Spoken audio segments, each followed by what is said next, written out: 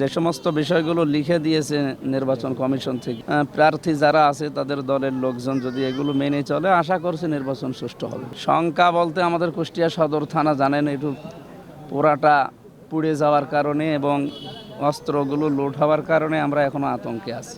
আলহামদুলিল্লাহ বৈধ হয়েছে, আমরা আবার শুকরিয়া আদায় করছি আলহামদুলিল্লাহ। নির্বাচনী লেভেল প্লেইং ফিল্ড লাগবে, এখনো হয়নি। আমার মনে যেটা চায় এখনও হয়নি, যেহেতু 22 তারিখের পরে কি হবে এখনও জানি না। 22 তারিখের পরে আশা করছি এগুলো 100 ভাগ ঠিক হয়ে যাবে।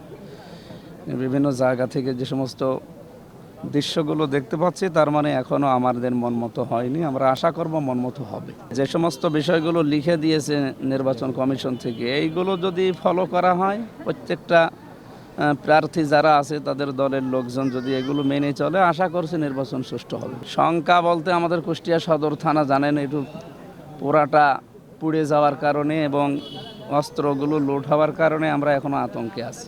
কারণ এই অস্ত্রগুলো কোথায় আছে এগুলো এখনও পর্যন্ত উদ্ধার হয়নি। আমরা আশা করছি খুব তাড়াতাড়ি যেন, বারবার আশ্বাস দিচ্ছে যে আমরা করছি, এখনও দৃশ্যমান কিছু দেখিনি। এইগুলো তাড়াতাড়ি উদ্ধার করা লাগবে এবং বর্ডারের অস্ত্র এবং অন্যান্য যে বিষয়গুলো আসছে এগুলো বন্ধ করা লাগবে, নয়তো নির্বাচন সুষ্ঠু করা সম্ভব হবে। এগুলো তো আতঙ্কে আছে মানুষ। আপনারা 100 ভাগ ইনশাআল্লাহ আপনাদের সাহায্য সহযোগিতা চাই।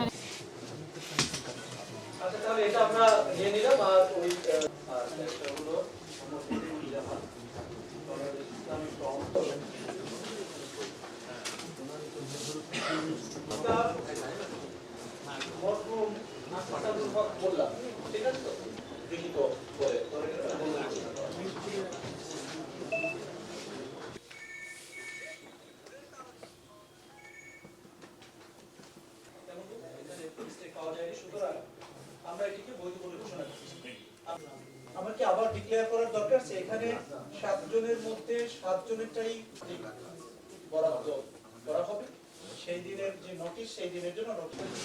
আচ্ছা, তার কোনটা আমরা একটু দেখি। আপনার কাছে থাকলে তো হবে,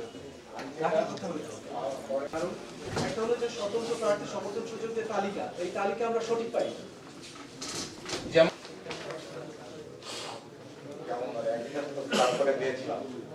আমরা তাই বললাম সকলের সামনে এটা আমরা তুলে ধরেছি।